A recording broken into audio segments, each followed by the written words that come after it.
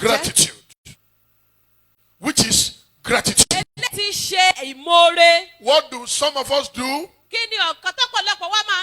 We murmur. We complain. We become sullen. We have sadness. We are very ungrateful. Many will even be weeping. However, somebody about 3 days ago in the night, as I picked the call, I am tired.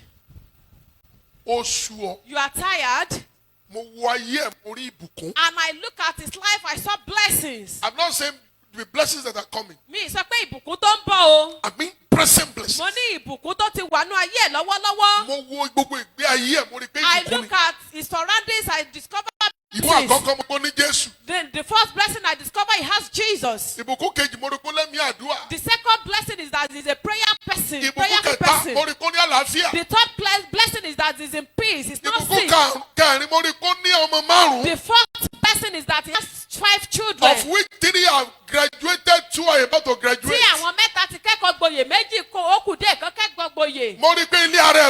I discover he's living in his own personal house. Help me to ask the person why is he tired? Only more paper. They needed more paper. Paper that 100 naira. The paper that 100 naira is being paper written that on. 200 naira. The paper that 200 naira is placed paper on. that 1,000 naira. Paper that 1,000 naira is being written on. Possibly paper that $100. Paper that $100 is being written on. Tactically, I just ignored her. Tactically. I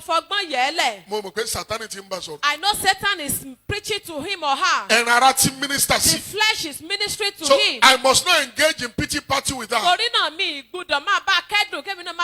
deliberately did not address that issue. I didn't address it. Gratitude is contagious. Ingratitude is what?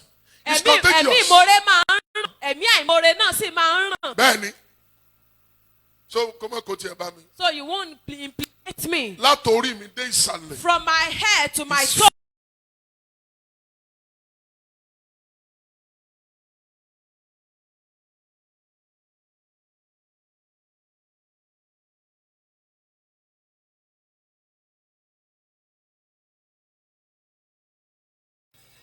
If you want to be more than this, what you need is not murmuring. No. What you need is not complaining. No. What you need is not even much prayer and fasting. What God is requiring from you is to appreciate Him for those things He has done in your life. He has done so much. What do I say? What do I say? God has done so much. I traveled to Eriti-Akoko. I preached for 30 minutes. More than 10 people were demanding for my phone number.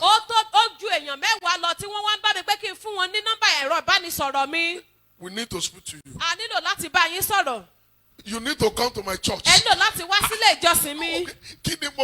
was not like, what have I said? 30 minutes. Under 30 minutes. Was 2 of the pastors. I now look at 2 of the pastors that we were there together. One was 10 years my senior in the ministry. Or 9 years.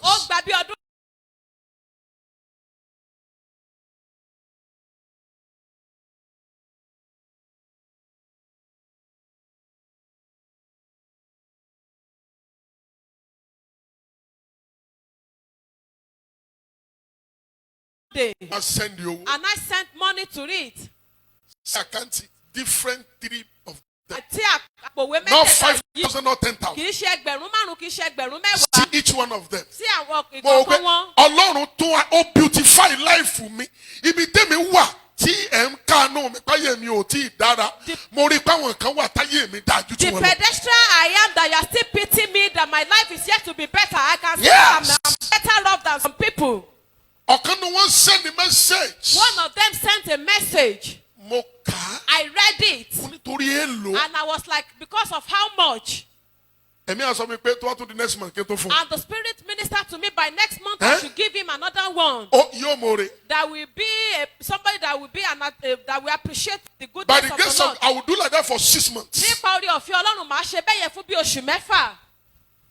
Because mo rí pé owó tí ò jọ èmi lójú tí màá fẹ́ lò mímu yín tí ò ní kí mi bẹ́ẹ̀ ṣe wà náà. The money that had not that even if I give you the person will not appreciate me the second day. Mo fún ẹni tó bẹ̀rẹ̀ iṣẹ́ 1981. I gave somebody that started ministry in 1981. He started ministry in the year 1981.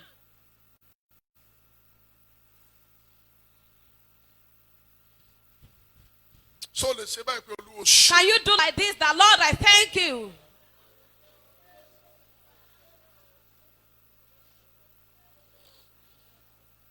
Stop murmuring. Dẹ́kun àti máa ṣàròyé àti máa ṣàwáwí.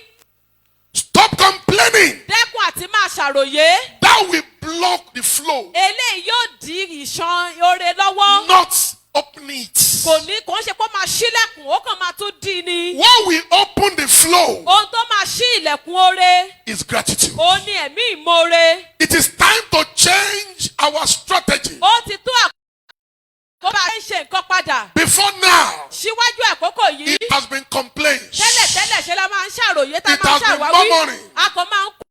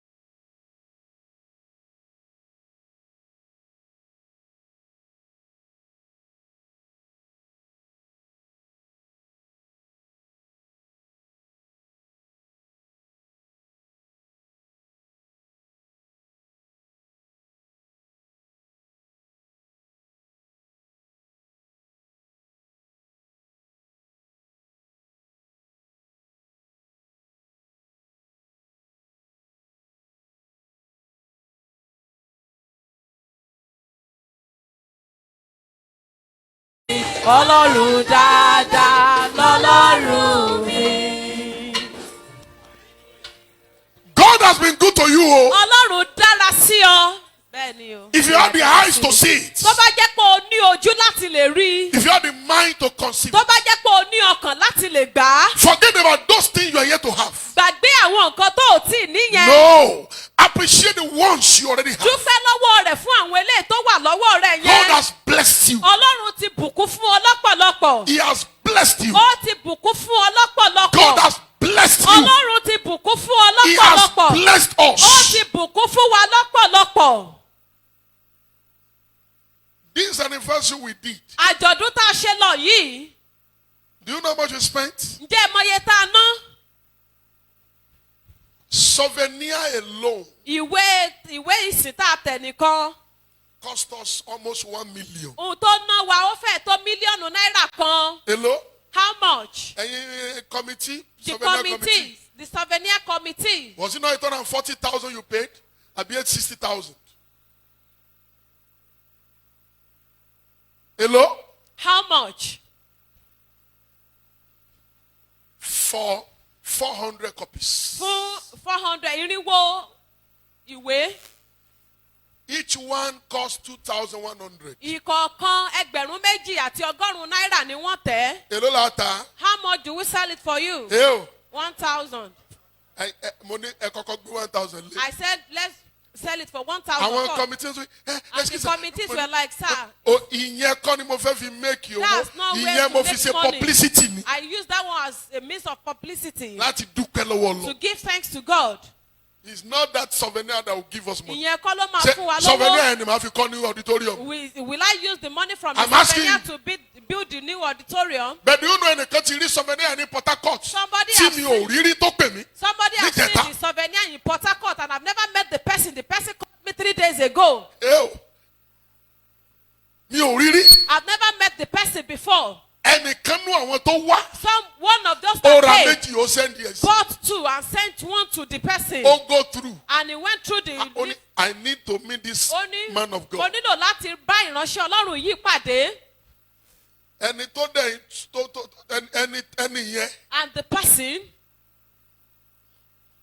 Ó dàbí pé tó bá fẹ́ wọ gómìnà kò ní kanlẹ̀kùn. And it as if you want to enter the governor's office, he doesn't have to knock. Kò fún mi wá náírà o. It not give me any I'm couple. telling you about connection. Ṣùgbọ́n mo sọ fún yín nípa which is more than money. Eléyìí tó ju owó lọ.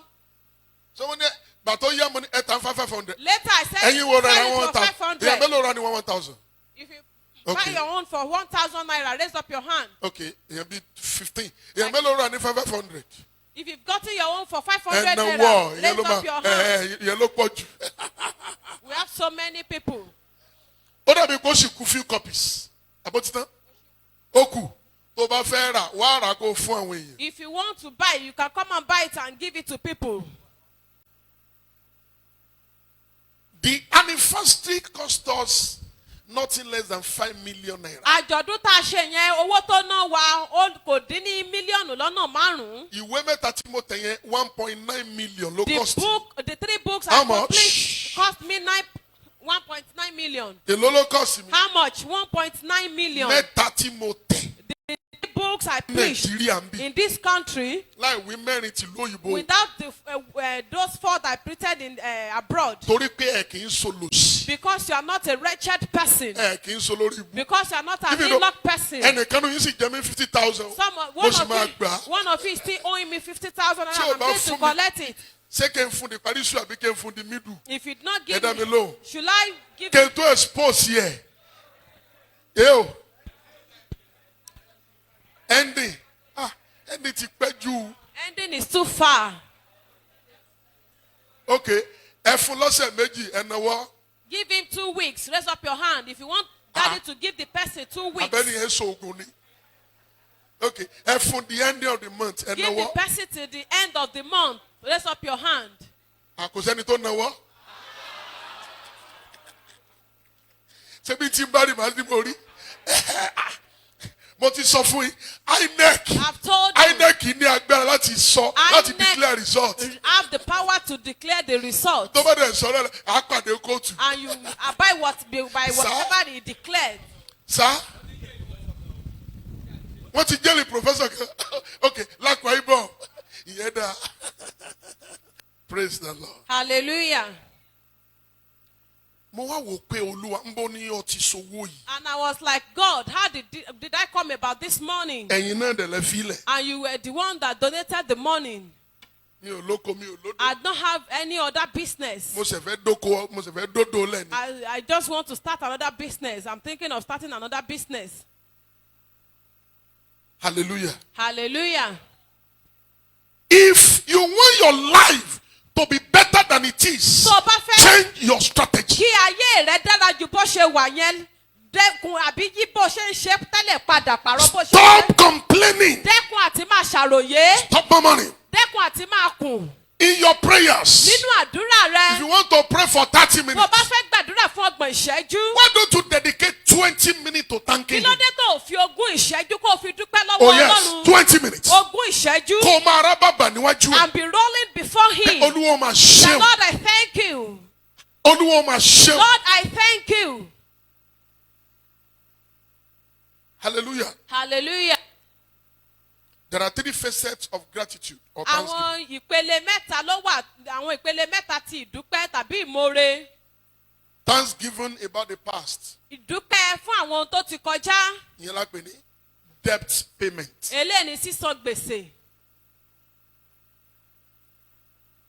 You need to thank him for the blessings you received yesterday and yesteryears. Ó lò láti dúpẹ́ lọ́wọ́ rẹ̀ fún àwọn ìbùkún tó ti gbà sẹ́yìn. The second phase Ìpele kejì. is thanksgiving or gratitude about the present. Ó ní ìdúpẹ́ fún àwọn èyí tó ń gbà lọ́wọ́lọ́wọ́. That is deposit you are paying to your account. Eléyìí ni àwọn owó tó ń fi pamọ́ sí àpò ìfowópamọ́sí rẹ̀. Blessings you are receiving at the Àwọn moment. ìbùkún tó ń gbà lọ́wọ́lọ́wọ́. The third phase Ìpele kẹta. is thanksgiving of the future. Ó ní ìdúpẹ́ fún ọjọ́ ọ̀la. Ìyẹn ni savings and investment. Eléyìí ni ìpín ìdókòwò àti ìfowópamọ́. Ipa kẹta yẹn lèmi bẹ̀rẹ̀ láti jẹ ẹ̀dógún. I started the third one since 15 days ago. Olúwo ṣeun Lord, I thank you fún mi tó mú mi lọ. for where you are taking me to. Ẹ ṣe ibi tẹ́ ti bẹ̀rẹ̀. Ẹ ṣe ibi tẹ́ bá dé. Mo dúpẹ́ o Jésù fún ibi tẹ́ mú mi lọ. Mú mi lọ. You need to thank God about the future. Ó lò láti dúpẹ́ lọ́wọ́ Ọlọ́run fún ọjọ́ ọ̀la rẹ. I was in Ikire 3 days ago. Ní bí ọjọ́ mẹ́ta sẹ́yìn mo lọ sí Ìkirè. Wá wo glory. Come and see glory. I entered the burial Mo lọ sí ìsìnkú ní o. of the mother to Pastor Adegboye Joseph. Ìsìnkú màmá olùṣọ́àgùntàn Adégbóyè Joseph. Mama yẹn kú at the age of 106. The mama died at age of 106. At the age of what? Bí ọmọ ọdún mélòó? At the age of 106. Wá wo ògo tán ṣe fún mama yẹn. Come and see the honor being given to the mama. Wá wo ògo tí wọ́n ṣe fún. Come and see how she was being honored. Tó wá lọ ka ìbẹ̀rẹ̀ rẹ̀. Go and read her biography. Wàá rí pé kò sí. Nobody knew she would experience such glorification. Wàá mọ̀ pé kò sí ẹni tó mọ̀ pé ayé ẹ̀ lè lìgbẹ̀yìn. In as much as you are alive, níwọ̀n ìgbà tó o ṣì wà láàyè. nobody can determine your future. Kò sí ẹni tó lè sọ pé báyìí lọ́jọ́ ọ̀la rẹ̀ ṣe máa rí. But I can tell you Ṣùgbọ́n èmi lè sọ that fún your wọn future is great. pé ọjọ́ ọ̀la rẹ̀ dára. Your Amen. future is brilliant. Ọjọ́ ọ̀la rẹ̀ dára. Your Amen. future is bright. Ọjọ́ ọ̀la rẹ̀ sàn. Your Amen. future is going to be glorious. Ọjọ́ ọ̀la rẹ̀ máa ní ògo. Your future Amen. is wonderful. Ọjọ́ ọ̀la rẹ̀ jẹ́ ìyanu. Ojú mọ̀ Amen. táwọn èèyàn máa celebrate here. Amen. Do you know that people will celebrate you? I attended an 80th birthday ceremony Mo lọ sí ibi ayẹyẹ ọjọ́ ìbí 100 ọdún kan. some 10 or 12 years ago. Bí ọdún 10 àbọ̀dún 12 sẹ́yìn. The mama is still alive. Màmá yẹn ṣì wà láyé o.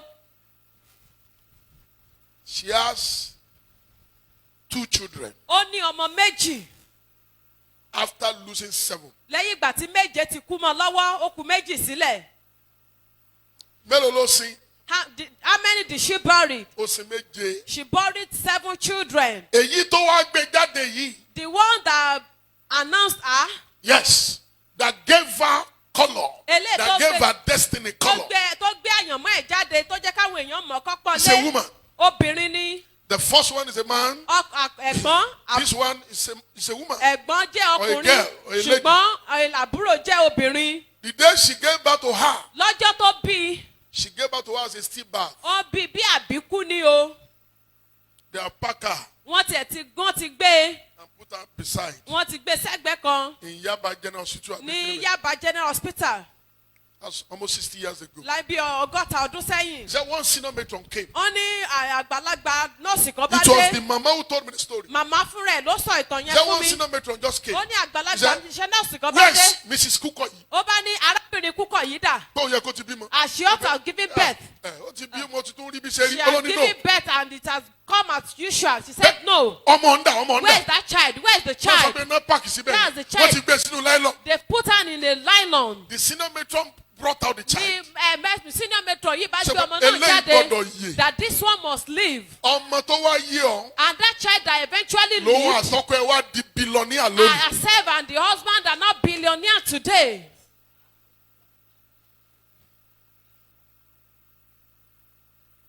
You need to thank God because of your future. Ó lò láti dúpẹ́ lọ́wọ́ Ọlọ́run nítorí ọjọ́ Don't ọ̀la let rẹ. the present challenge Má jẹ́ kí àwọn ìpèníjà tó ń là kọjá lọ́wọ́lọ́wọ́ yìí. overwhelm you. Má jẹ́ kó of the spirit of gratitude. Má jẹ́ kó gba ẹ̀mí ìdúpẹ́ ẹ̀mí ìmoore lọ́wọ́ rẹ. Do I have challenges? Ṣé mo ní ìpèníjà bí? So many of them. Àìmọye. A friend called me. Ọ̀rẹ́ mi kan pè mí. About 4 years or 3 years Bí ago. ọdún mẹ́rin àbọ̀dún mẹ́ta sẹ́yìn. Ọ̀nàlápọ̀. Màá sá lọ. I'm going to run away. Àmọ́ ní kí ló dé? I said, what happened? Ó ní gbèsè ni. He said, because of debt. Mo ní èlò. I said, like how much? 420,000. Ó ní irinwó àti ogún. Ẹgbẹ̀rún lọ́nà irinwó àti ogún. Èlò? 420,000. Are you kidding me? Mo ní ṣé òun ṣeré ni àbó òótọ́? Do you mean 42 million Mo ní or 42 420 million? Àbí 420 million. Only He 420,000. said 420,000 naira. Money, how I wish you can swap position. Mo ní báwo ni ò bá ṣe dùn mọ́ mi tó kí n gbé gbèsè tèmi fún ọ kí wọ́n gbé tiẹ̀ fún mi. Let me give you a expo. Mo ní jẹ́ fún ẹ ní àṣírí díẹ̀. About what I cover. Nípa ohun tí mò ń bò mọ́ra. When I told him. Mo àti mo sọ fún un. Ọ̀nàlápọ̀. He said Ọ̀nàlápọ̀. Ó dẹ̀ lè sùn. And you can sleep. Mo ní, do you know why I can sleep? Mo ní ṣe ọmọdé tí mo fi lè sùn. Mo mọ ẹni tí mo gbàgbọ́. Because I know whom I believe. Mo ṣe kí ni o? I do what? I know Mo whom mọ tó bá mi sọ. I know what he has told me. Mo mọ tí future ń I máa know wí. what the future is holding for me. Mo ní tí future yẹn bá dé. I know when the future eventually comes. Púpọ̀ nínú yín tẹ́ ń pity mi Some lónìí. of you pity me today. Ẹ ò envy mi. You will envy me. Ó tiẹ̀ ṣe ṣe kẹ́pẹ́ mi ló kọ. It's even possible you call me names. Is Ọ̀nàlápọ̀ not already in Àpẹ court? àṣẹ Ọ̀nàlápọ̀ ò ti wọ ẹgbẹ́ òkùnkùn báyìí. Eléyìí mọ̀ pọ̀ jù. This one is too much. Eléyìí mọ̀ ṣe kí ni? This is too much. Eléyìí mọ̀ pọ̀ jù. This is too much. Mi ò gbà pé Jésù. And I didn't believe it's Jesus that did this. Ntẹ́mi ń fẹ́ nìyẹn o. That's what I want. Tí o bá ti dé level yẹn. When it's yet to get to that Mi ò level. gbà pé mo ti rí vindication. I'm yet to believe Because I'm the vindicated. Bible has promised me Nítorí double. Bíbélì ti ṣe ìlérí fún mi. Double. Ìlọ́po méjì. Double for my shame. Ìlọ́po méjì fún ìtìjú mi. Double for my sorrow. Ìlọ́po méjì fún ìbànújẹ́ mi. Double for my debt. Ìlọ́po méjì fún Èmi ò gbèsè tiẹ̀ mi. wá fẹ́ double. I don't want the double. Èmi ò ṣe kí ni o. I don't want what? Mi ò fẹ́ double. I don't want double. Mo ti key into Proverbs chapter whatever. Times 7. Lọ́nà méje, ìlọ́po méje. Èmi ò tiẹ̀ wá fẹ́ times 7. I don't want times 7, sir. Mo ń fẹ́ times numberless. I want times láìmọye ọ̀nà. Ṣé multiple náà ń pè yẹn? Multiple ló yẹ. Uncountable ló dáa. Èmi ò fẹ́ multiple. 2 is multiple. 3 is multiple. 5 is àbí bẹ́ẹ̀ ni. Àbí mi ò gbóyìnbó ni. Ẹ̀yin ọmọ Ọ̀ṣun kí ni túmọ̀ multiple? Wọn ò kàwé débẹ̀. No, bóyá Grace lè sọ fún mi. Uncountable. Gbọ́. Listen. Gbogbo wọn tó fi ọ́ ṣe yẹ̀yẹ́. Those that have mocked you. Wọ́n ń bọ̀ àbọ̀ ṣayẹyẹ. Amen. They are coming to celebrate with you. Gbogbo wọn tó Amen. ti fi ojú tẹ́ńbẹ́lú Those ẹ̀. that have looked down on you. They are coming to say we are sorry. Amen. Wọ́n padà bọ̀ wá sọ pé ẹ má bínú. They are coming to celebrate your glory. Amen. Wọ́n padà bọ̀ wá ṣe àjọyọ̀ ògo Ṣé wọ́n rẹ. gbàdúrà kan fún ọ? Let me pray a prayer for you. Before the arrival of glory, Kí ògo tó dé. when the glory arrives, Nígbà tí ògo bá dé. after the arrival of the Lẹ́yìn glory, ìgbà tí ògo ti dé tán. untimely death is not your portion. Amen. Ikú àìtọ́jọ́ ò ní jẹ́ ìpín rẹ. In the name of Ní Jesus. orúkọ Jésù. Can somebody say, I receive? Ẹ sọ pé mo gbà á. Amen.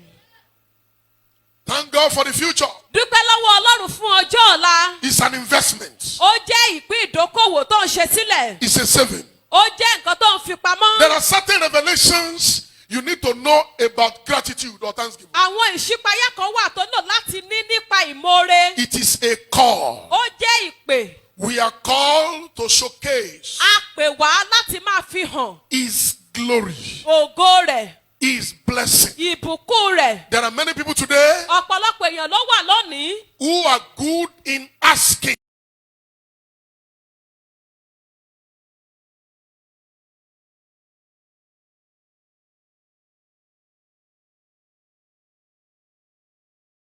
I'm ashamed. I can't come out. Do you think I'm ashamed.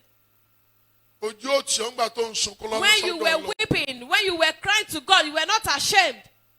When now that you have been justified, you are now ashamed. One of the callings that God have called you is for you to be praising Him. To be doing what? To be doing what? To be doing what? One of you like one song. Ọkàn mi ń gbé ọ̀gá o bàbá. Tó bá mọ̀ kó kọ́. Ayé mi yìn ọ́ lógo bàbá. Ọkàn mi ń gbé ọ̀gá o bàbá. Ọba tó jókòó sórí òbírí ayé. Ọkàn mi ń gbé ọ̀gá o bàbá. Amen. Amen. Ayé rẹ máa polongo Jésù. Amen. Your life will glorify the name of Jesus. The miracle that will showcase God's glory in your life. Ìyanu tí ó fi ògo Ọlọ́run hàn nínú ayé rẹ. Receive it in the name of Jesus. Amen. Gbà á lórúkọ Jésù. Paul Apostle said. Paul Apostoli wípé. And they glorified God on account of me. Ó ní wọ́n sì fi ògo fún Ọlọ́run nítorí tèmi. Galatians 1:24. Galatia orí kìíní ẹsẹ̀ kẹrìnlélógún. On account of me. Ó ní wọ́n fi ògo fún Ọlọ́run. You are called. So that you can showcase His grace. Kó o bá lè máa fi ìyìn rẹ̀ hàn ní. Bẹ́ẹ̀ni.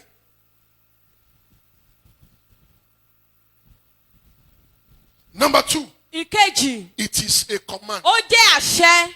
It's not a request. Kì í ṣe pé ó béèrè. God commanded. Ọlọ́run pa àṣẹ rẹ̀ ní. To give Him thanks. Pé ká máa dúpẹ́ lọ́wọ́ òun. Number 3. Ìkẹta. It is a connector. Ó jẹ́ okùn ìsopọ̀. It connects you to heaven. Ó máa sopọ̀ mọ́ ọ̀run. It connects you to people. Ó máa sopọ̀ mọ́ àwọn ènìyàn. It is also a multiplier. Ó tún jẹ́ nǹkan tó máa ń sọ nǹkan di púpọ̀. Oh, gratitude is a multiplier. Ìmoore máa ń sọ nǹkan di púpọ̀ ni. Thanksgiving is a multiplier. Ìdúpẹ́ máa ń sọ nǹkan di púpọ̀ ni. Anytime Jesus wants to break bread. Ìgbàkígbà tí Jésù Kristi bá fẹ́ bu àkàrà. God said, Father, I thank you. A ní bàbá mo dúpẹ́ lọ́wọ́ rẹ.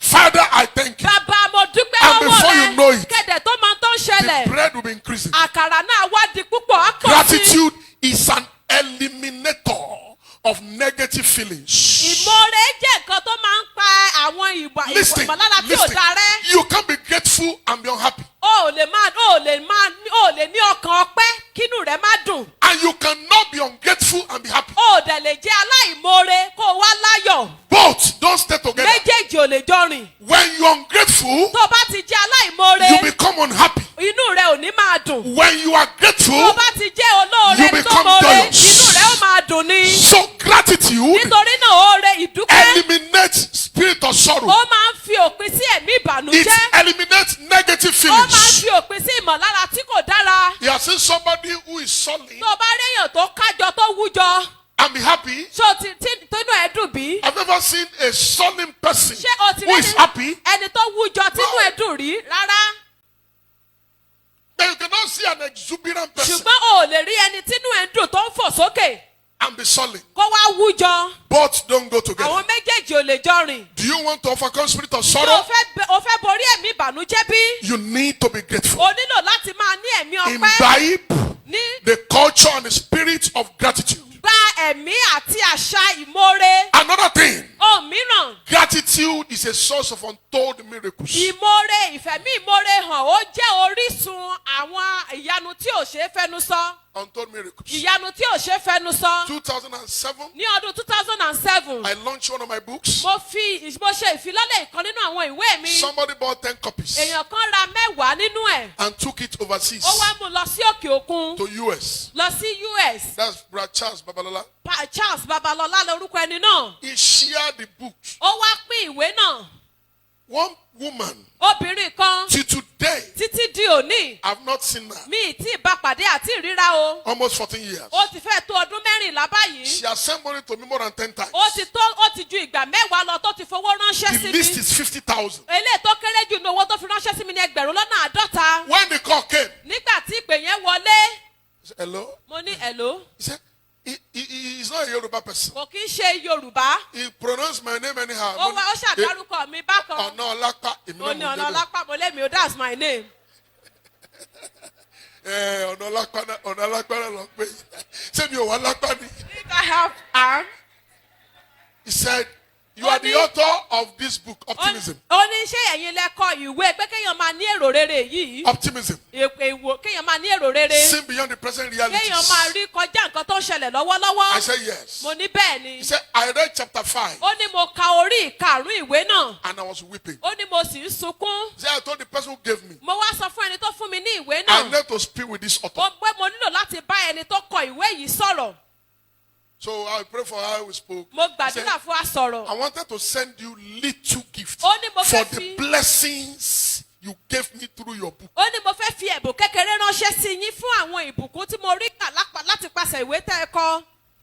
So through Western Union, she collected my name, my details, everything.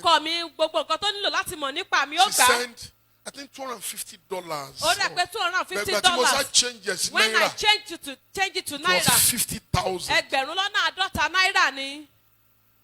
So the following day, I called her. I said, you never saw me. He said, no, I've seen you already.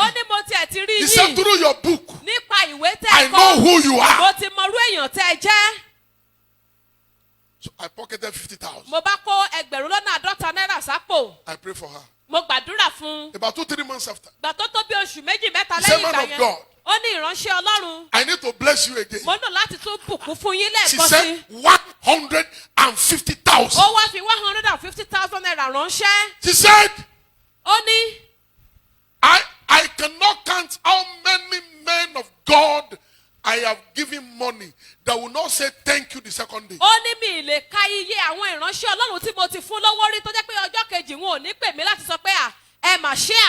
She said, I gave you little small money. To her it is small. To me, 50,000 in a day can buy the whole of Ilaudu.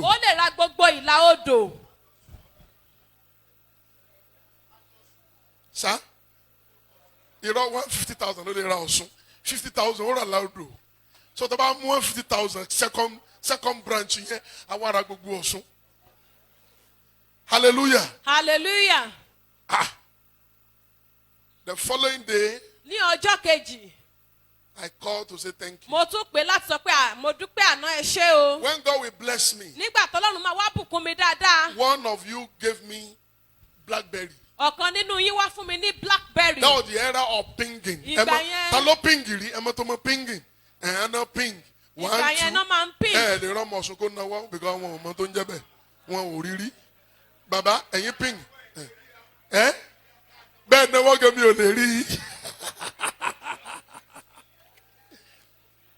Mobile ping here.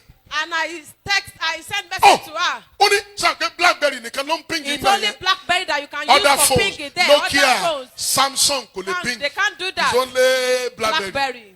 So, you have BlackBerry? Only BlackBerry. Only yes. That's how we started pinging each other. Like 6 months after. Only man of God. He said, man of God, I need to bless you. Listen. If you want to have ceaseless miracles, imbibe the spirit of gratitude. Listen, sorry, I want to more than the ungrateful people, they have a spirit, the spirit of arrogance. The spirit of arrogance. Rebellion. The rebellion spirit. When you see somebody that cannot say thank you for yesterday, there's a spirit of arrogance living in them. What I say? Spirit of arrogance. Rebellion.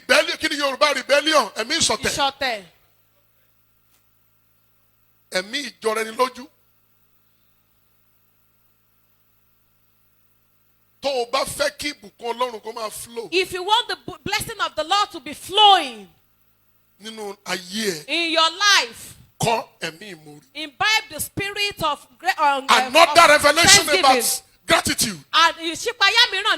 ìmoore. It is a source of revelation and inspiration. Ó jẹ́ orísun ìlọ́kànsókè àti ìṣípayá. When you say Lord I thank you, Lord I thank you, Lord I thank you, Lord I thank you, Lord I thank you. Go máa sọ bẹ́ẹ̀ for 20 minutes. Be saying that only Lord I thank you fún ogún ìṣẹ́jú. Inspiration will start to come. Àwọn ìṣípayá bẹ̀rẹ̀ sí ní máa wá. Revelation will start to come. Àwọn ìṣípayá bẹ̀rẹ̀ sí ní máa wá. Gratitude is an energizer. Ẹ̀mí ìmoore ó jẹ́ ẹ̀mí tó máa ń fúnni lágbára. It's an intoxicator. Ó jẹ́ ẹ̀mí tó máa ń pani bí ọtí. If you don't know how it intoxicates, Tó o bá mọ̀ tó máa ń pani bí ọtí. go and ask King David. Lọ béèrè lọ́wọ́ ọba Dáfídì. In 2 Samuel chapter 6, Ní Sámúẹ́lì kejì orí kẹfà. he became so intoxicated. Ẹ̀mí yẹn pa bí ọtí tó He bẹ́ẹ̀ pulled gẹ́. off his clothes Ó jẹ́ kó bọ́ aṣọ and he rẹ̀. was Ó dancing wá bẹ̀rẹ̀ sí ní jó. with only sickness. Pẹ̀lú aṣọ àwọ̀tẹ́lẹ̀ A nìkan. whole king nìyẹn o. Odindi ọba. Ẹ̀pẹ̀lọpọ̀ nù yẹn ni. Some of you will be like, Mi ò lè máa jó bí ọmọdé. I can't be dancing like a small child. Káwọn èèyàn máa wò mí. And people will be looking at me. Dúpẹ́ lọ́wọ́ bàbá o. Dúpẹ́ lọ́wọ́ bàbá. Sẹ́mi kò lówó. You know he's a rich man. Olówó dẹ̀ gbọ́dọ̀ gbé rẹ̀ dálẹ̀ And wájú a Ọlọ́run. rich man must not dance anyhow in the presence of the Lord. Sọ fún pé ó ṣeun. Gbogbo ènìyàn Dúpẹ́ lọ́wọ́ bàbá. Sọ fún pé ó ṣeun. Ṣùgbọ́n Dáfídì. But David, when the spirit of the Lord is upon my soul, I will dance like David danced. Dáfídì ń tó bí wèrè ni. David danced anyhow. He danced like a mad person. Dáfídì ń tó bí ẹni tí ò lọ́pọlọ. David danced like a senseless person. Dáfídì ń tó bí ẹni tó ti mutí yó. David danced like a drunk. Ó jó débi pé ìyàwó rẹ̀ tó ń bú. He danced to the extent that his wife was abusing him. Are you mad? Pé ṣé o ya wèrè ni? Why are you pulling yourself Kí into ló dé tó o nakedness? bọ́ rẹ̀ sí hòhò? Only how? David said you miss it. David ni o ti I ṣí am o. dancing before Mò God. ń jó níwájú Who Ọlọ́run. prefer me above your father? Ẹni tó yàn mí fẹ́ ju bàbá rẹ Who lọ. prefer my household above your father's Ẹni tó household? yan ilé bàbá mi fẹ́ ju ilé He said, bàbá rẹ lọ. I will be more vulgar. Ó ní màá tún jẹ́ ẹlẹ́ṣẹ̀ sí i. Màá tún jó bí wèrè Màá jù jọ báyìí bí lọ. wèrè jù báyìí lọ. Before God. Níwájú Ọlọ́run.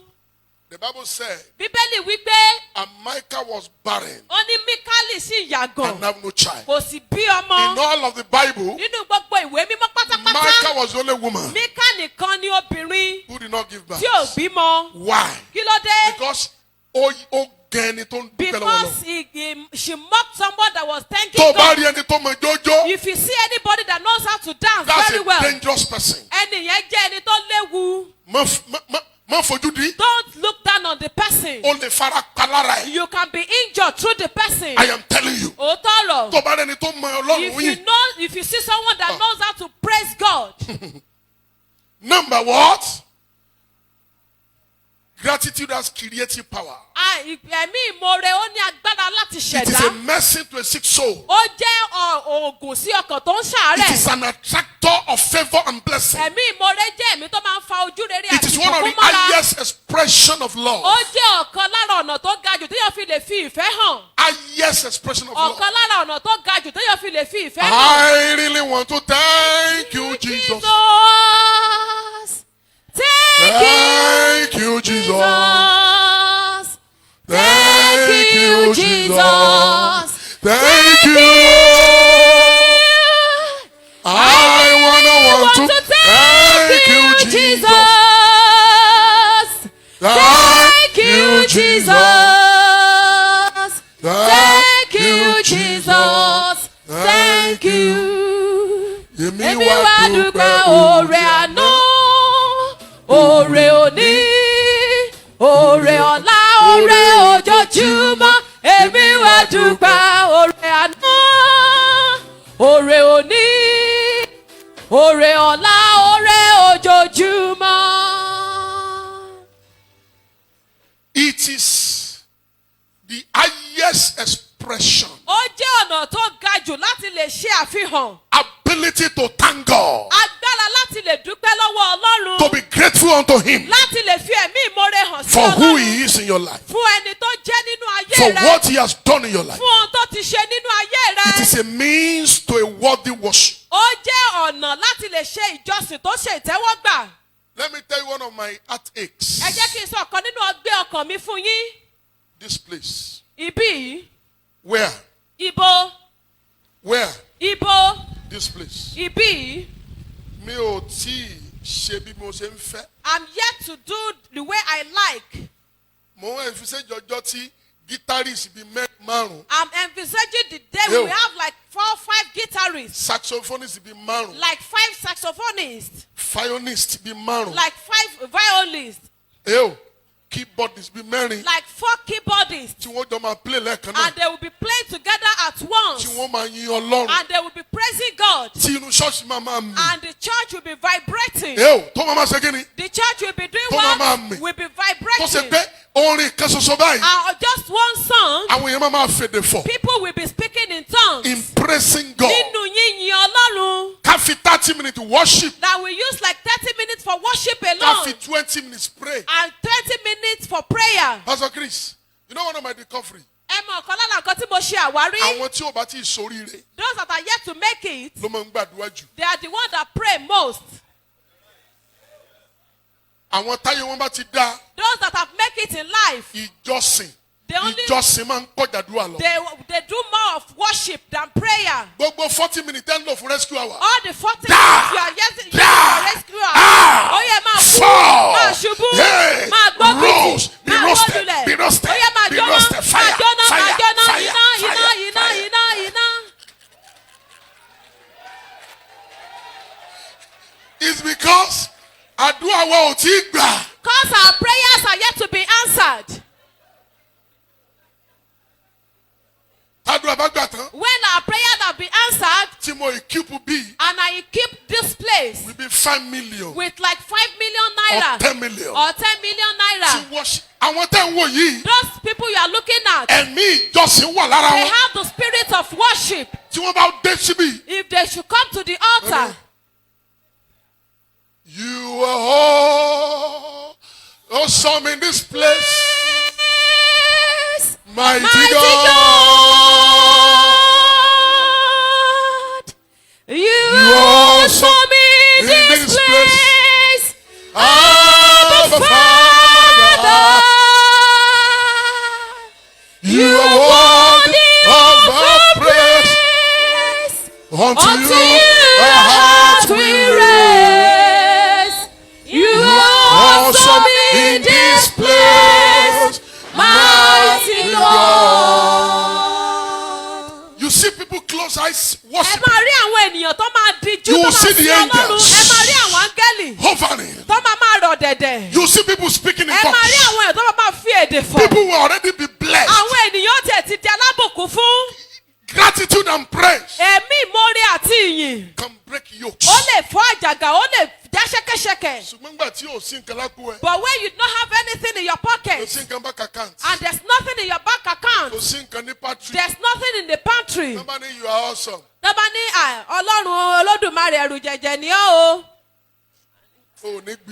You will not. You won't catch fire. Okay, But if they said, tighten up your belt very well. Today the demon must leave your life. You yourself, you know there's demon living in your life. The demon of poverty. The demon of empty pantry. Demon of debt. Are you ready? Today is your day of deliverance. Ìkorò jáde, àdùn wọnú ayé mi lọ. Ìkorò jáde, àdùn wọnú ayé mi lọ. Hallelujah. Hallelujah. The person will not close his eyes. Clapping. That's what befits our situation. Ṣùgbọ́n ní ọdún yìí. Rescue camp. Ní rescue camp. We move from season of battle. A máa kúrò ní ìgbà ogun. To season of praise. Amen. Lọ sí ìgbà ìyìn. Amen. To season of gratitude. Amen. Your own life. Nínú ayé tirẹ̀. Your own life. Ayé tiẹ̀ Your life. Ayé rẹ̀. We move. Yóò tẹ̀síwájú. From season of battle. Kúrò ní ìgbà ogun. To season of gratitude. Lọ sí ìgbà ìmoore. In the name of Jesus. Amen.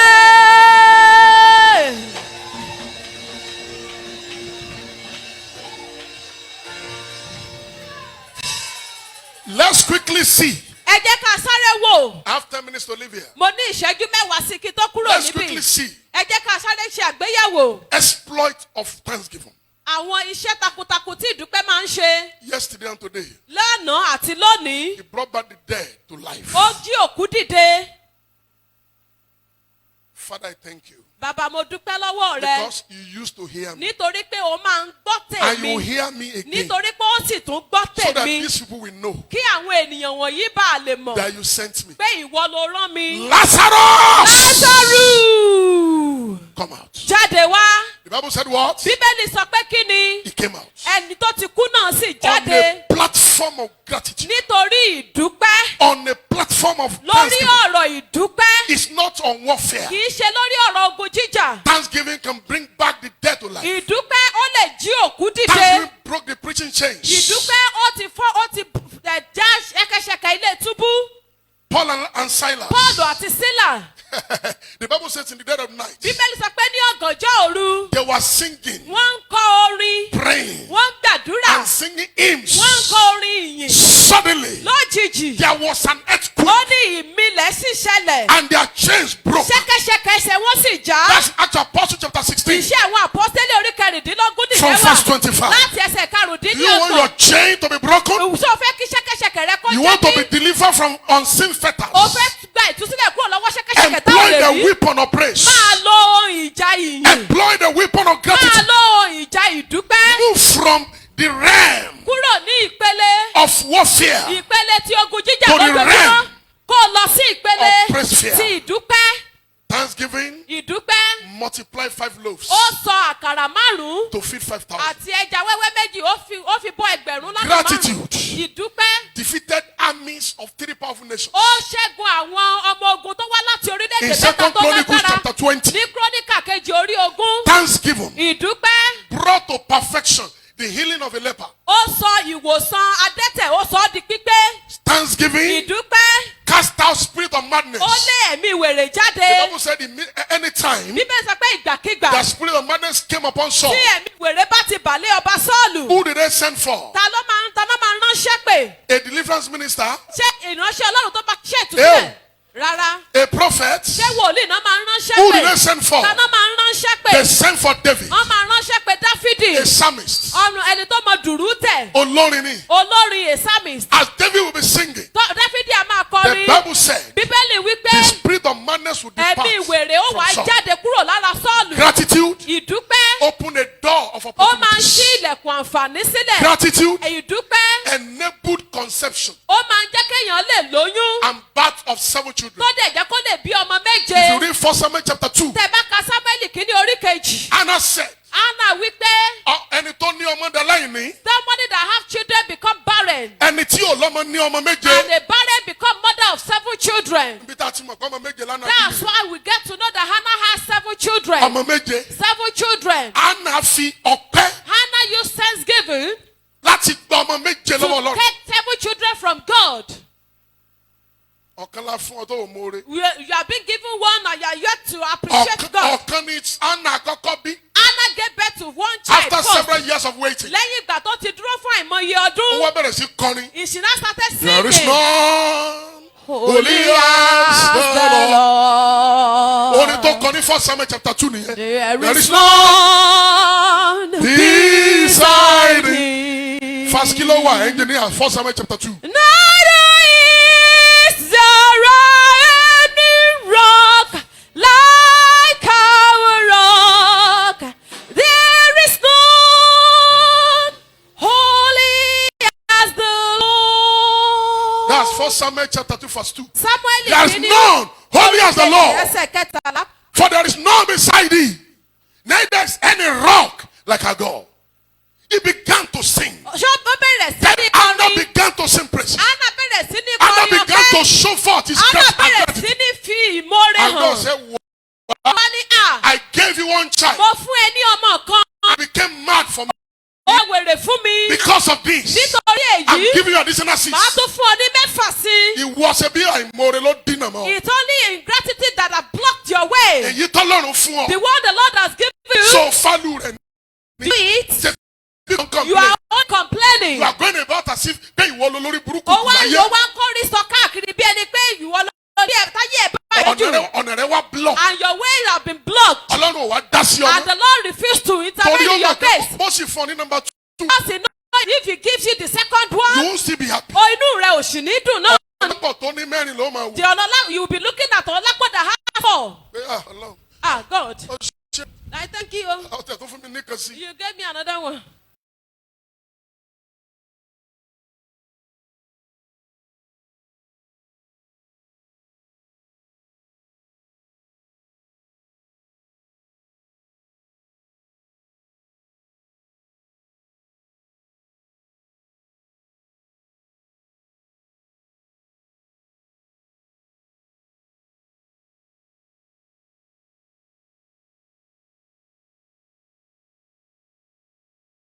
Covenant child, a prophet's child. Wow. The Lord was like, how? If I should do more than this for this one, she will appreciate me more than this. Hannah, I'm giving you 6 more. Because of gratitude. I'm challenging everyone this morning that if you need glorious transformation, you need to be grateful. There are 3 parts to go, 2 more parts. That will stop here. Because I'm going to 5 minutes to cook. To give thanks to God. Rise up on your feet. May the Lord bless you. In Jesus' name. We I deliverance. will first do deliverance. Self-deliverance. Before we give thanks to God, use the spirit of ingratitude that is reigning in my heart. Get out. Who understand what I've just said? Who heard me well? Use the spirit of ingratitude that's reigning in my heart. Hear the word of the Lord. In the name of Jesus. Get out.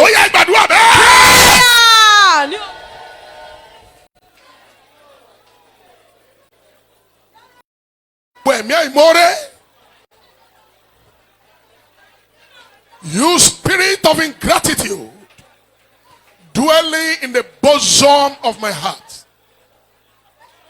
In the name of Jesus, get out. Say it. Spirit of ingratitude sitting or reigning in my heart, get out. You spirit of ingratitude inhabiting my heart. In the name of Jesus, out. Out. Thank you, Father. In Jesus.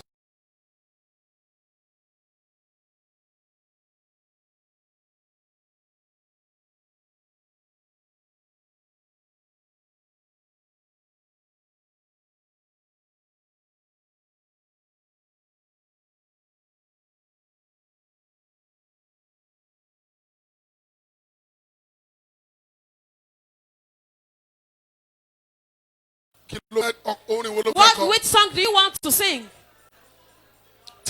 Go. When I say go, you will start singing your song. Are you ready? Oh yeah, go.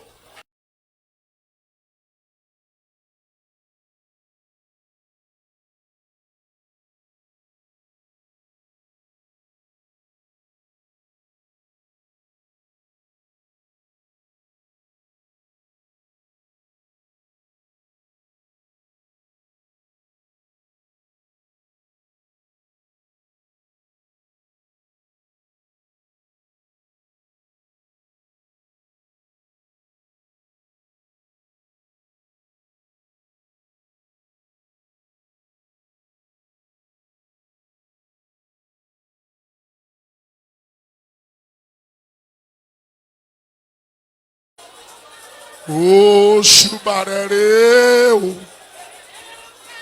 Oh, Bataori.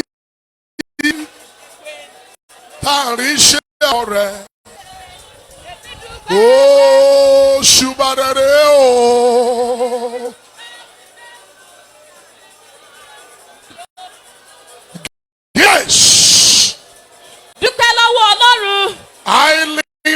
Kindelimasi.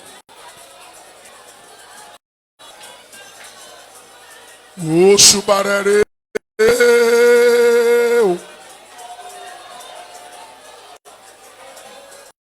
O Subarere. Ọbata ori. Tari iṣẹ́ ọwọ́ rẹ̀. O Subarere.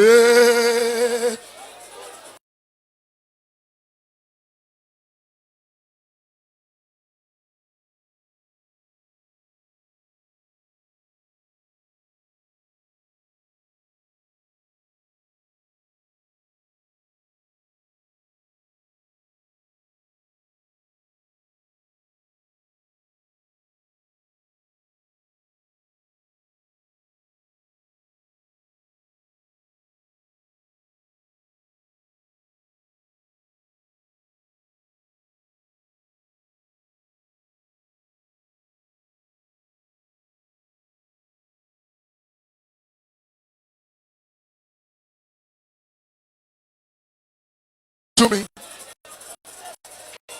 God is really being good to me. He has taken my burden and set me free. He is really being good to me.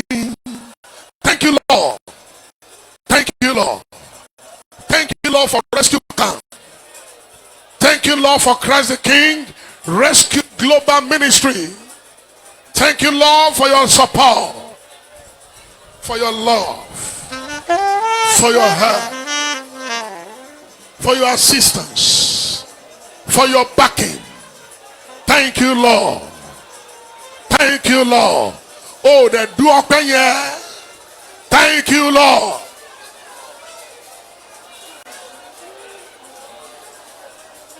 Thank you, Father.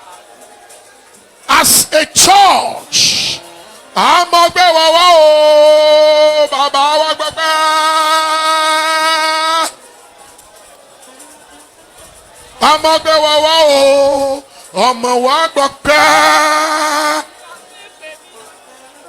ẹ̀mí mímọ́ wá gbọ́pẹ́ wá o, àfihàn fún mẹ́ta lọ́kan. Lord, we give you praise. In Jesus' mighty name, we have given thanks. Amen. I felt called in 1930 to sing that 1930 song.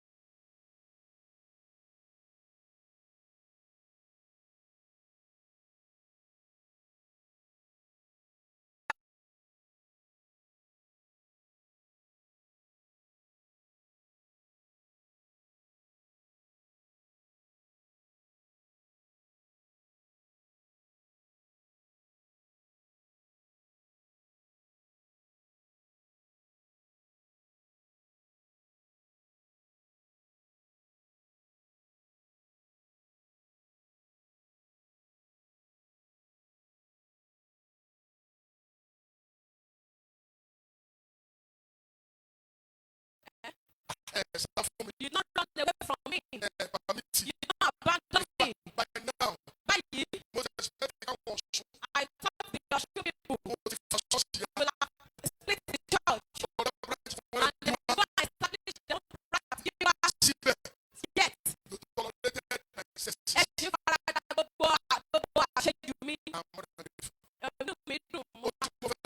what I want to say, number one.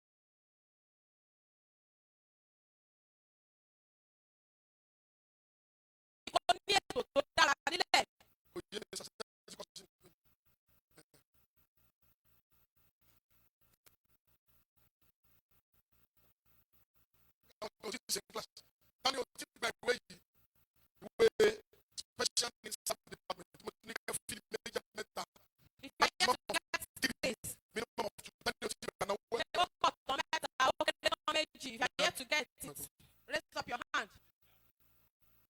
Not that she just occupies it as all elders or pastors or whatever.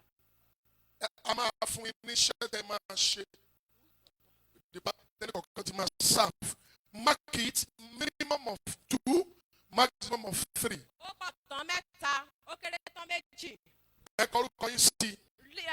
Put your name there. Any existing elder, deacon, and deaconesses that go and give them now.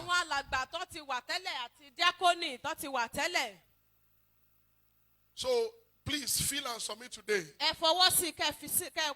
Within the next 2-3 weeks, we'll commence operations.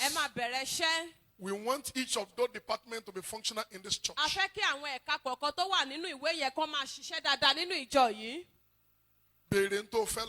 Ask God for whatever you want. Both for the church, for the ministry, for your family, and for your life.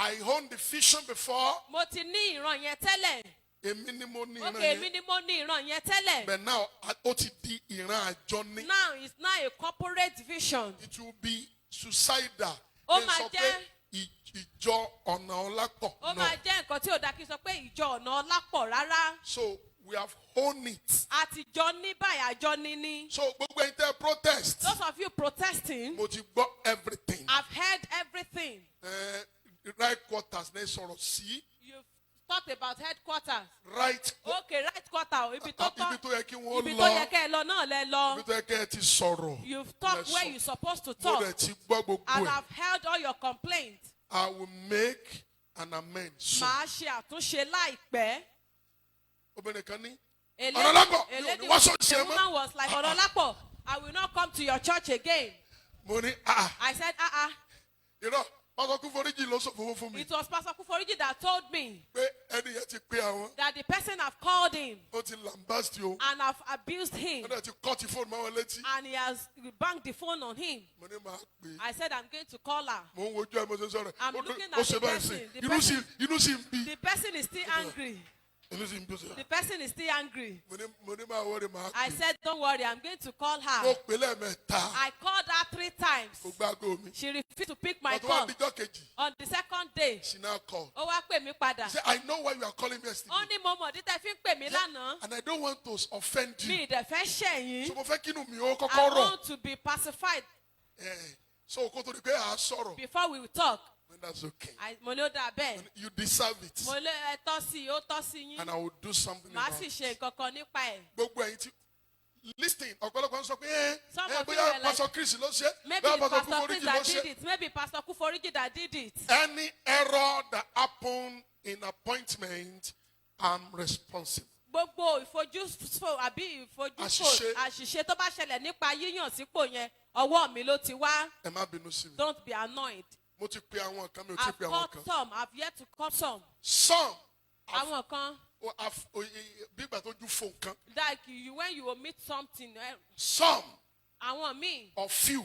Tàbí díẹ̀. Is deliberate. Mo mọ̀ ni. Bẹ́ẹ̀ gbogbo ẹni mo máa address. But I'm going to address everything. When I mean deliberate. Tí máa sọ pé mo mọ̀. No, there are certain things. Àwọn nǹkan kan wà. Tí yóò fit office kọ̀ọ̀kan. That doesn't befit some offices. So nígbà tí mo bá rí it. When I gbọ́. See it or heard about it. Kẹ́ni ó sì ní sùúrù. I will ask the person to be patient a bit more. But mo máa address. But I'm going to address it. Gbogbo ẹ̀yin tẹ́ wá protest. Those of you that protested. Ẹ má bínú. Don't be annoyed. Ṣùgbọ́n ẹni tí protest yẹn bá mi lẹ́rù jù. But the person that protest scared me most. Ó làwọn ẹlẹ́yẹ tán tì mí lẹ́yìn. Is those witches backing me up. Àwọn èjì rẹ̀. The twins. Mo pe kánú wọn mo ní. I called one of them. Nígbà tí wọ́n bá ń bínú sí mi. If you are angry with me. Àwọn ẹlẹ́yẹ ẹ̀ta tó máa ń fẹ́ pa mí kọ́. If the witches from outside want to kill me, what will you do? Kì í ṣe pé òun sọ pé òun máa padà lẹ́yìn mi báyẹn. I'm not going to back you up again. I'm only angry. Má bínú. Don't be angry. So by the grace of God, nípa oore ọ̀fẹ́ Ọlọ́run, corrections will be made. A ó ṣe àtúnṣe. Gloriously. Ní ọ̀nà tó lógo. I am planning it before the end of this year. Mo ń ṣètò ẹ̀ pé kí ọdún yìí tó parí. Kí ni mo wí o? What did I say? Before the end of this year. Kí ọdún yìí tó parí. Some who are supposed to be moved from diaconate to elders. Àwọn tó yẹ kán kúrò ní ipò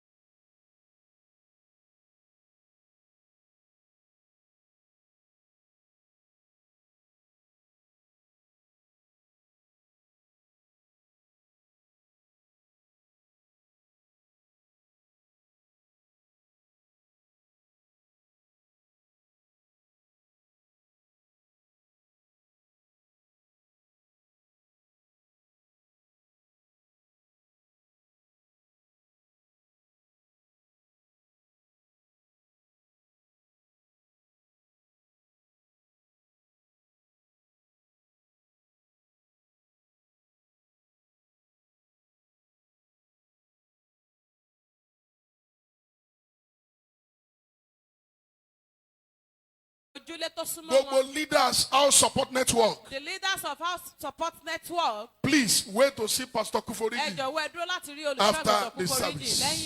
God bless your week. God bless your days. God bless your endeavors. Amen.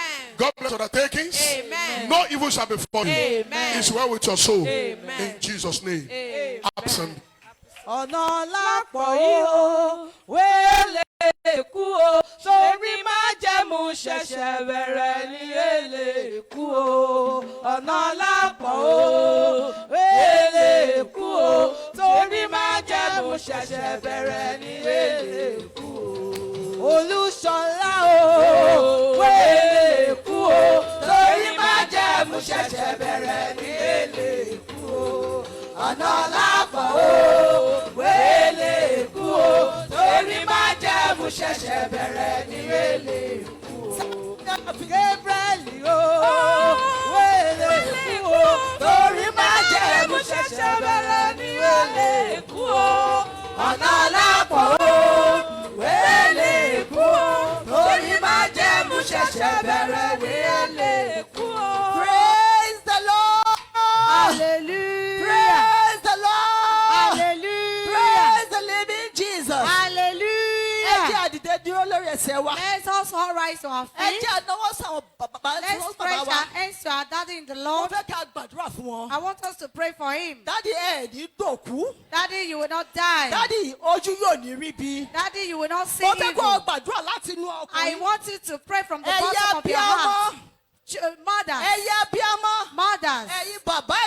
you fathers and mommies, I want you to rise up. I want you to pray for our Father in the Lord. That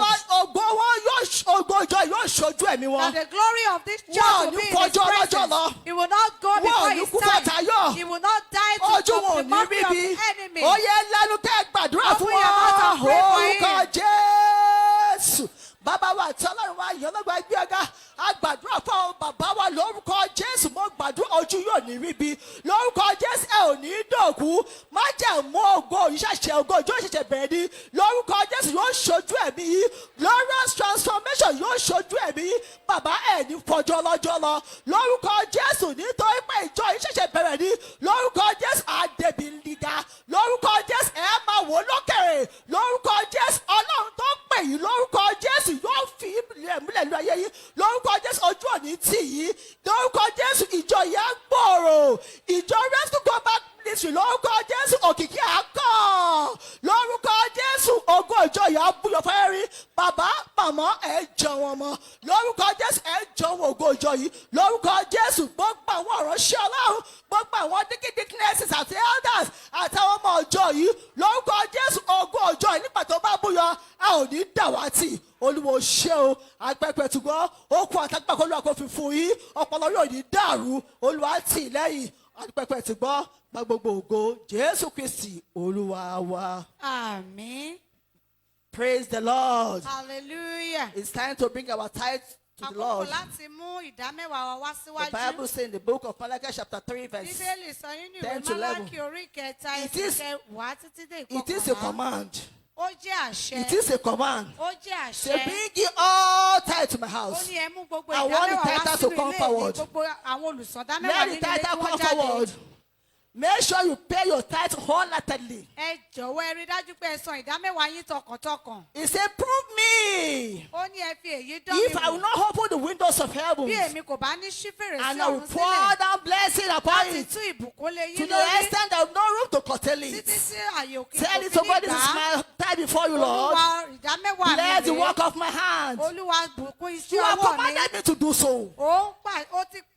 You have commanded me to do so. Lord, let there be open doors of blessing upon my business. Whatever I lay my hand on, let it prosper. I will not beg to eat in the name of Jesus. I will not beg for my mates in the name of Jesus. I will have more than enough in the name of Jesus. Because I have done your will, O Lord. Let your commandment be fulfilled in my life. Let your commandment be fulfilled in my life. I will make a way for me. So shall it be. Heavenly Father, Daddy, we thank you. Raise up your tithes.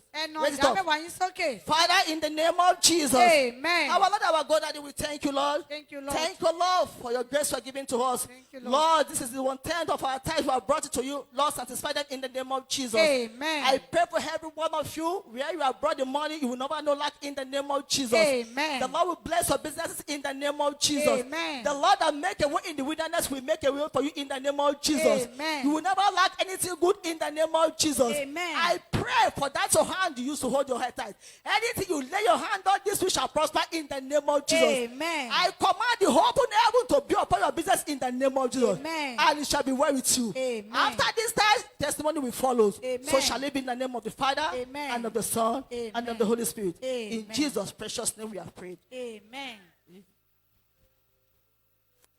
Begin to package your offering and your building offering. Package your offering. Package your offering. It is the Lord that bless you. You are there, you become a blessing to others. When God blesses you, then you become a blessing to others. So you have to show a heart of gratitude by packaging your offering. Package what is good to the Lord. Let your offering be that of Abel offering. Let your offering be that of Abel. Please, I want you to rise to your feet this morning. Rise to your feet. Begin to wave your offering to the Lord Almighty. It is the Lord that gave it to you. Say, Father, you have blessed me to become blessing to others. Lord, this is my heart before you. Lord, accept it in your presence. Lord, satisfy them in the name of Jesus. I will never lack anything good in life in the name of Jesus. Whatever they are using money to do, I will do. You will give me more than enough in the name of Jesus. In this, in my life, I will not beg to eat. I will not beg to eat. You will bless the work of my hands. I will bless whatever I do. People will favor me. Wherever I go in life, people will favor me. They will appreciate me. Doors of miracle will open to me. So shall it be in the name of Jesus. Our Heavenly Father, we thank you this morning. Thank you, Lord. Lord, this is our offering. Lord, accept it in the name of Jesus. Amen. I pray, my Lord and my God, you will never lack anything good in life in the name of Jesus. Amen. The Bible says, give and it shall be given to you. Good measure, pressed down and shaken over. I say you will never lack anything good in the name of Jesus. Amen. The Lord will bless you and make a way for you in the name of Jesus. Amen. The Lord will favor you anywhere you go in life in the name of Jesus. Amen. You will never beg to eat in your life in the name of Jesus. Amen. The door of miracle, of friend, of blessing will come upon your life in the name of Jesus. Amen. This week you will experience testimony in the name of Jesus. Amen. That's your business that is not moving. Today you will experience glory in the name of Jesus.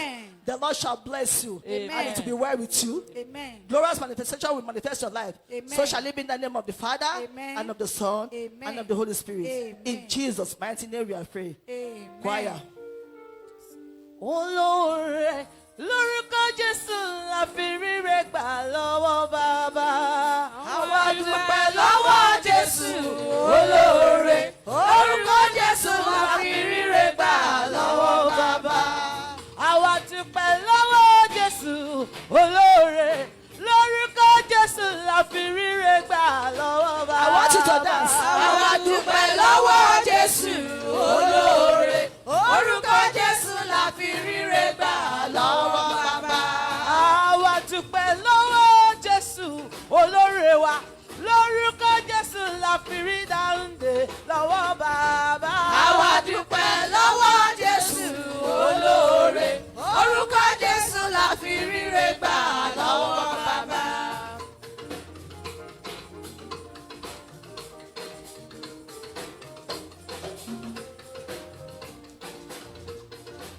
Bí n bá sọ pé Ọlọ́run ò ṣètò, bí n bá sọ pé Ọlọ́run ò ṣètò, bí n bá sọ pé Ọlọ́run ò ṣètò, àbáramóore jẹ́ ni mo jẹ́.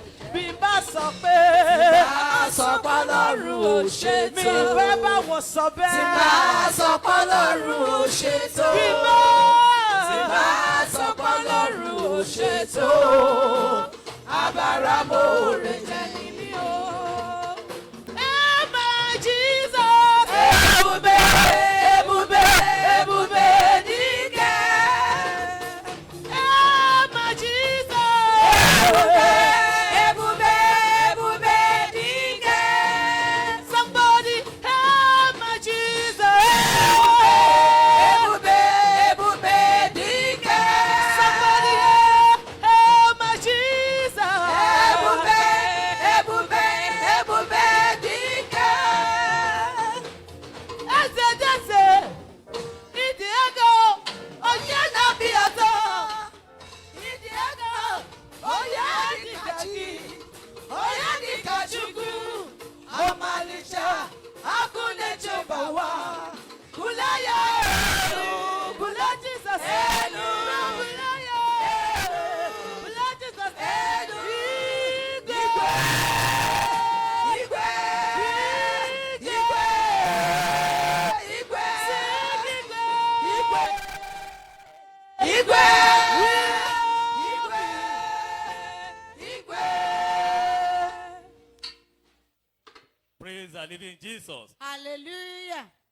Quickly, I want to call on to Elder Franklin and Lady Evangelist Franklin to come out for the Thanksgiving. Báyìí mo fẹ́ pe ìdílé alàgbà Franklin àti ajínrere obìnrin Franklin Dada Franklin Dada. fún ìdúpẹ́ wọn. Igwe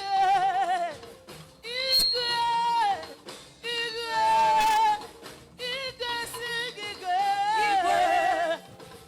Igwe, igwe, igwe. Kò sọ́ba bí rẹ̀ láyé sọ̀run, kò má sọ lọ́run bí rẹ̀. Igwe. Kò sọ́ba bí rẹ̀, kò sí bàbá bí rẹ̀, kò má sọ lọ́run bí rẹ̀. Igwe. Ẹ bá mi gbọ́ lọ́run tóbi. Ọba ńlá, ọba tó ga. Ẹ bá mi gbọ́ lọ́run tóbi. Ètùmàrè, ọba tó ga. Ẹ bá mi gbọ́ bàbá Ọba tóbi. ńlá, ọba tó ga. Ẹ bá mi gbọ́ lọ́run tóbi. Ètùmàrè, ọba tó ga. Igwe. Igwe. We thank Igwe. you. Igwe. Igwe. Igwe. Hey. Igwe. Igwe. I never knew you will honor me this way. I never knew you will honor me this way. I never knew you will honor me this way as you honor me this way. Thank you, Jesus. I never knew you would answer me this way. I never knew you would answer me this way. I never knew you would answer me this way. As you answer me this way. Thank you, Jesus. Ẹ bá mi gbé Jésù ga o. Hallelujah.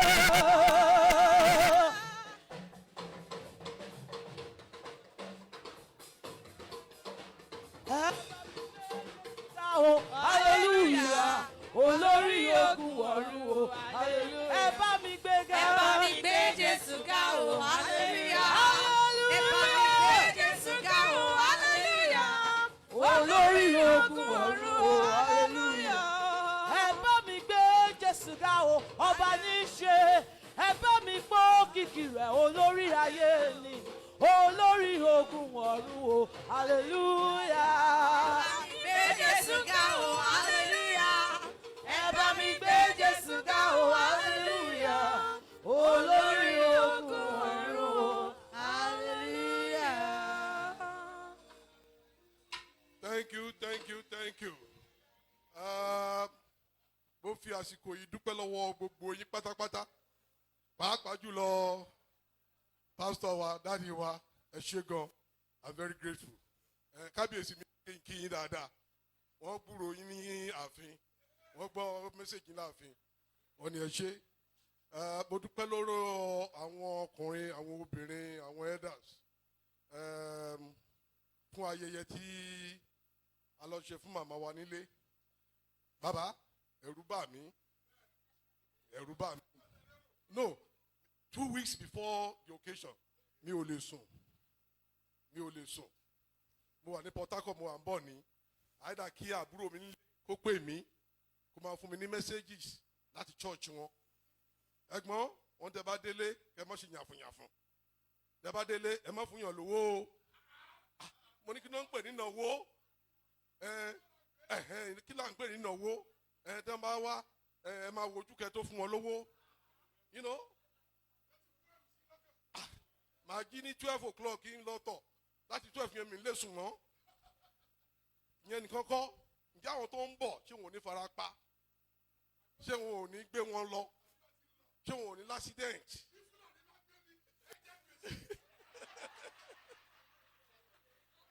So a lot of fear comes to my mind. A lot of fears. Ẹ̀rù bà mí, I won't lie to you. Ẹ̀rù bà mí gan. Ó dẹ̀ dúpẹ́ lọ́wọ́ Ọlọ́run pé Olúwa gba gbogbo ògo. Ọ̀pọ̀ ní ìbá wá ẹ̀rù long distance àti accident àti insecurity in the country ló ń pọ̀ sí ẹ̀. Ọ̀pọ̀ ló fẹ́ wá. Gbọ́n a dúpẹ́ lọ́wọ́ Ọlọ́run pé ó ti wà lẹ́yìn. Gbogbo bá a ṣe rò ó náà lórí. Thank you for the angels on guard and on patrol. Thank you, Lord. Thank you for your mercy that prevailed. Thank you. Thank you for the signs and wonders that followed this wonderful man and his family and all the lovers of his family down to his village and back safely. Take all the glory in Jesus' name. Amen. Thank you, Father, because you have made them the ark of your covenant. Whoever that kidnaps the ark of covenant kidnaps a trouble. Your mark is upon them and upon the children and upon all the guests. Take all the glory in Jesus' name.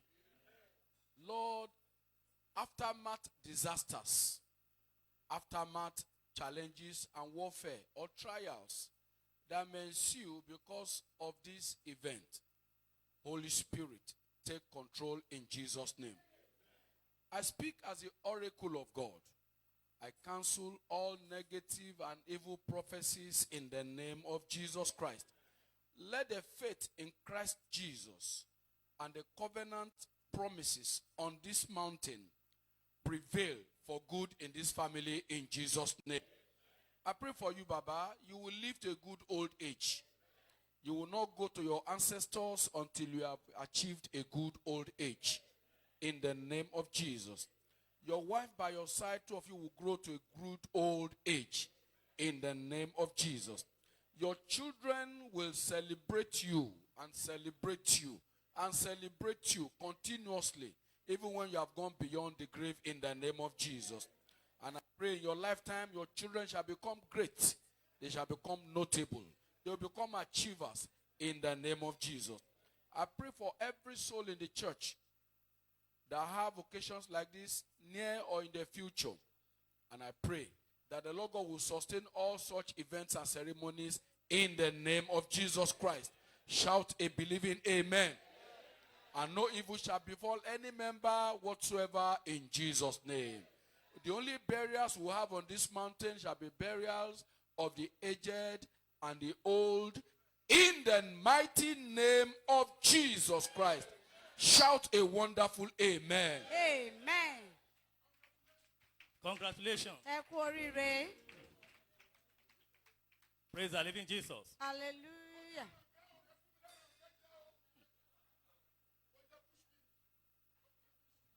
We are all welcome to today's service. A kí yín káàbọ̀ sínú ìsìn òní. Please listen to the announcement. Ẹ jọ̀wọ́ ẹ tẹ́tí gbọ́ àwọn ìfilọ̀ wọ̀nyí. The anchor we are considering for this month is becoming a freedom agent. Àkórí tí à ń gbéyẹ̀wò fún oṣù yìí ó ní dídi ikọ̀ òmìnira. Timothy, a youthful but useful and dynamic pastor. Timothy ọ̀dọ́ tó jẹ́ àlùfáà tó jáfáfá. Our midweek service, Start Bondage Breaker, is still in place. Ìpàdé àárín ọ̀sẹ̀ wa tí a máa ń ṣe tí à ń pè ní ìpàdé ìfàjàgà ó sì ń tẹ̀síwájú. Coming house on every Wednesday between 7 a.m. to 9:30 a.m. Gbogbo ọjọ́rú ló máa ń wáyé ní dédé aago 7 sí aago 9 àbọ̀ òwúrọ̀. Today is our House Support Network Fellowship Òní ni ìpàdé olójúlé-dójúlé wa. And usually it comes out between 5 p.m. to 6:30 p.m. Eléyìí tó máa ń wáyé láàrin aago 5 sí aago 6 àbọ̀ ìrọ̀lẹ́. I want to use this medium to tell any of the members that are yet to have this fellowship center. Mo ń lo àǹfààní yìí láti sọ fún gbogbo àwọn tí wọn ò bá tíì ní ojúkò ibi tí wọ́n ti ń ṣe ìpàdé olójúlé-dójúlé. So please see the resident pastor, Pastor Shola Moronfola. Láti rí àlùfáà orí ìjọ yìí, Pastor Ṣọlá Moronfola. Zion Group should not forget that this week is their turn to clean the house of the Lord. Ẹgbẹ́ Zion ni wọ́n máa tún àyíká ilé Ọlọ́run ṣe ní òpin ọ̀sẹ̀ yìí. Come this Saturday by 7 a.m. prompt. There's going to be general workers and church evangelism. Ní ọjọ́ Sátidé ọ̀sẹ̀ yìí, a ó máa jáde lọ fún ìpolongo ìyìn rere ní dédé aago 7 òwúrọ̀.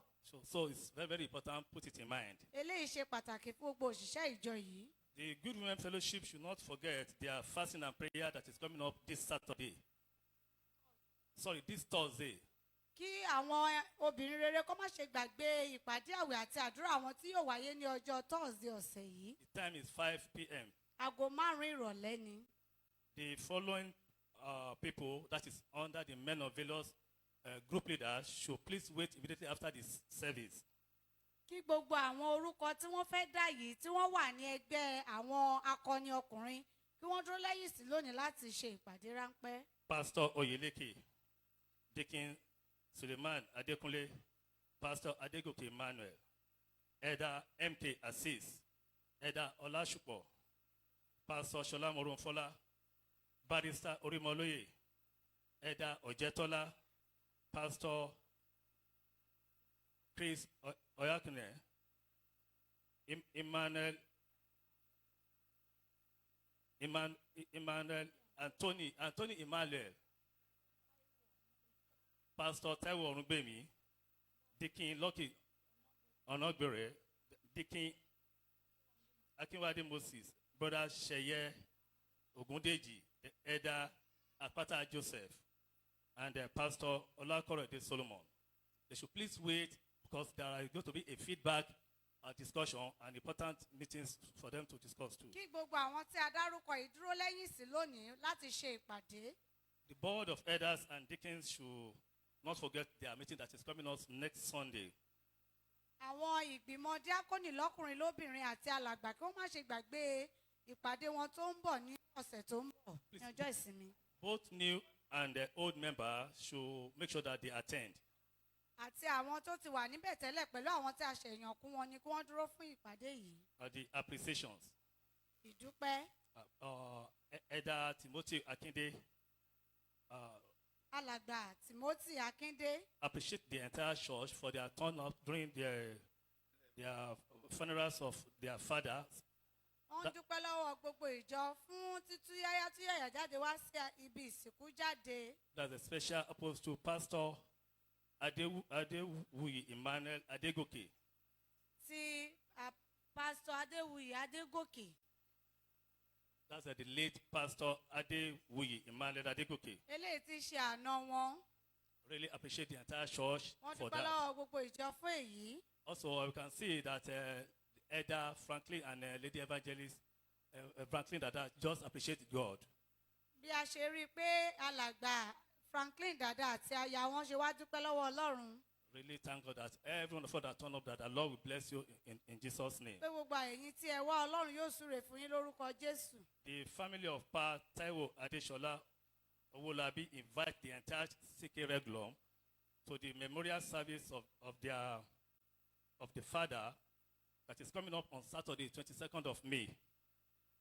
Ìwé ìpè láti ìdílé Pa Taiwo Adéọlá Owólabí wọ́n fi tìfẹ́tìfẹ́ pé gbogbo ìjọ síbi ayẹyẹ ìdúpẹ́ ìjáde òkú bàbá wa eléyìí tí yóò wáyé ní ọjọ́ 22 oṣù kẹfà. At the event center.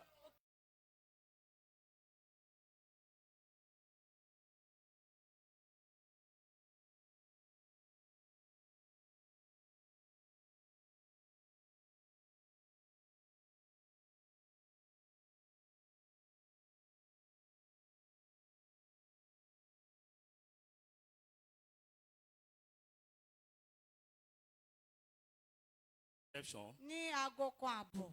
While the memorial service is commenced by 11 a.m. ayẹyẹ ìjáde òkú yìí yóò wáyé ní aago 11 òwúrọ̀. Praise the living Jesus. Hallelujah. Praise the living Jesus. Hallelujah. We are our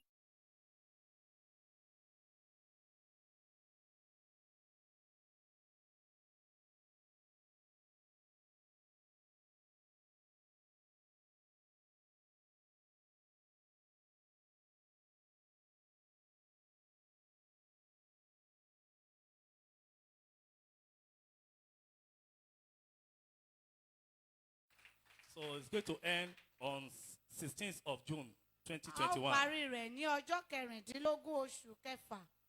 Praise the living Jesus. Hallelujah. If you are worshiping with us for the first time,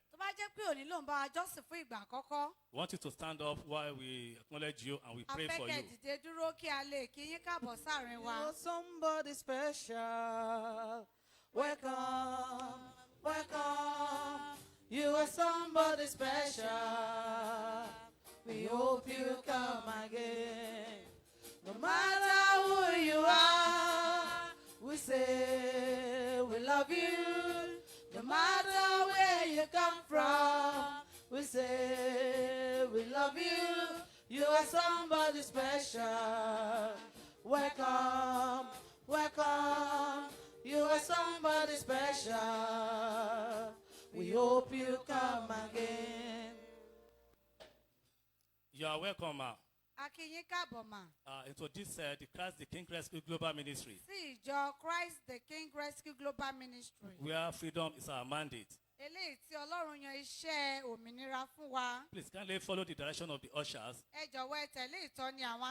and meet our pastor for you to be prayed for and to counsel you. Once again, we welcome every one of us to this house of the Lord today. May the Lord bless us in Jesus' name.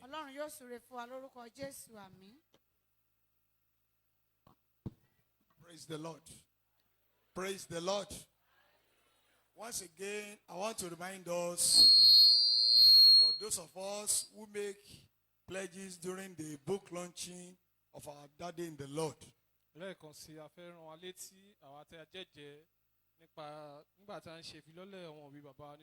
So begin to redeem your pledges now. And for those of us who haven't get any of the books, so you have the privilege. You know, I've been telling us you cannot invest 100,000 so much like that. You can buy it at the cost price now. So you can meet the ushers. They have copies with them. Demand for any of the topics. They are good for every one of us. I pray the Lord will bless everyone in Jesus' name.